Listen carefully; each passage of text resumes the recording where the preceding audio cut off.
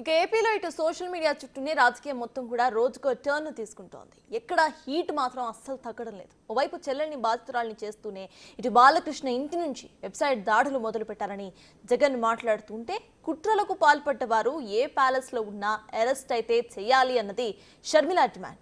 ఇంకోవైపు అసెంబ్లీలో చంద్రబాబు కూడా ఈ మొత్తం ఎపిసోడ్ కు కౌంటర్ ఇచ్చారు. ఇంత జరిగినా వర్రా రవీందర్ ను వెనకేసుకు రావటంపై ఫైర్ అయ్యారు సీఎం. ఇంతకీ అసలు చెల్లెలు షర్మిలతో రాజీ కోసమే 2019కు ముందు సంఘటనలను జగన్ ప్రస్తావించారా? అసలు 2019 తరువాత జరిగిన వ్యక్తిత్వ హననాలపై ఎందుకు మాట్లాడలేకపోయారనేదే ఇప్పుడు హాట్ టాపిక్. సోషల్ మీడియా చుట్టూ ఏపీ రాజకీయం రకరకాల మలుపులు తిరుగుతుంది. మహిళలను కించపరిచేలా పోస్టులు పెట్టడం చుట్టూ మ్యాటర్ వేడెక్కుతుంది. ఈ విషయంలో చాలా రోజుల తర్వాత చెల్లెలు షర్మిల గురించి జగన్ ప్రస్తావన తీసుకొచ్చారు. తన చెల్లిని వేధించింది టీడీపీ బ్యాచ్ అని, అందులోనూ లోకేష్ మామ, చంద్రబాబు వియ్యంకుడు బాలకృష్ణ ఇంటి నుంచే వెబ్సైట్ల ద్వారా అసభ్య రాతలు రాయించారన్న పాయింట్ను తెరపైకి తెచ్చారు. అప్పట్లో బాలకృష్ణపై షర్మిల విమర్శలు చేసిన వీడియోను ప్రదర్శించారు.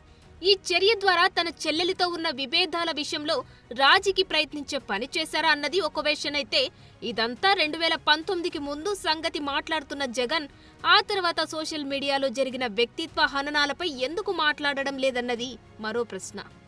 అయ్యా, నీకు కుటుంబాలున్నాయి, నాకు మా కుటుంబంలో విభేదాలు ఉండొచ్చు.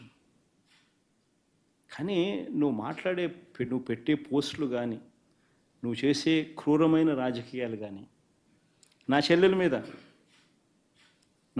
మీద షర్మిల మీద, ఇదే Chandrababu Naidu Hyderabad Jubilee Hills road number 36లో ఈయన బావమరిది బాలకృష్ణ, లోకేష్ మామ, ఈయన సొంత టవర్ ఎన్బీకే బిల్డింగ్స్ నుంచి వెబ్సైట్లలో తప్పుడు రాతలు రాయించి ప్రచారం గతంలో చేయలేదా? సో వర్రా రవీందర్ అనే పర్సన్ ఎలాంటి పోస్టులు పెట్టలేదని, అతడి పేరుతో కొందరు టీడీపీ వాళ్లే సోషల్ మీడియాలో అకౌంట్లు తెరిచి అసభ్యకర పోస్టులు పెట్టారన్నది జగన్ వెర్షన్. అయితే జగన్ ఎంత దగ్గరవ్వాలని ప్రయత్నిస్తున్నా షర్మిల మాత్రం తనదైన శైలిలో కౌంటర్లు వేస్తూనే ఉన్నారు. సజ్జల భార్గవ్ అలాగే అవినాష్ రెడ్డి పేర్లు వచ్చినా ఎందుకు దర్యాప్తు చేసి అరెస్టులు చేయడం లేదని ప్రశ్నిస్తున్నారు. ఏ ప్యాలెస్ లో ఉన్నా అరెస్టు చేయాల్సిందే అని చెప్పడం ద్వారా అన్నకు ఇండైరెక్ట్ గా ఘాటుగానే జవాబిచ్చారంటున్నారు. నిజానికి చేస్తుంది వీళ్ళైనా, ఈ చిన్న వాళ్ళైనా, చేయిస్తున్నది ఎవరు అన్నది తెలుసుకోవాల్సిన అవసరం లేదా? సజ్జల భార్గవ్ అనేవాడు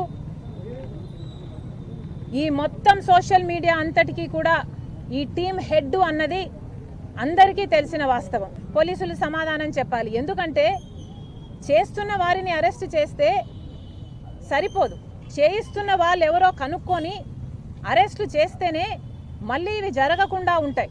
మీరు చేస్తున్న వాళ్ళతో మాత్రమే ఆపేస్తే, చేయించిన వాళ్ళకి ఎటువంటి శిక్ష పడకపోతే చేయించే వాళ్ళు ఇంకొకరితో మళ్ళీ ఇదే పని చేయించగలరు. షర్మిల విజయమ్మపై సోషల్ మీడియాలో గతంలో వైసీపీ బ్యాచ్ ఎలాంటి పోస్టులు పెట్టించారో సీఎం చంద్రబాబు అసెంబ్లీలో ప్రస్తావించారు. అలాగే వర్రా రవీందర్ రెడ్డిని జగన్ వెనకేసుకు రావడం పైన మండిపడ్డారు. నిన్న మాట్లాడుతూ అతని పేరుతో వేరే వాళ్ళు పెట్టారని చెప్తారా మీరు?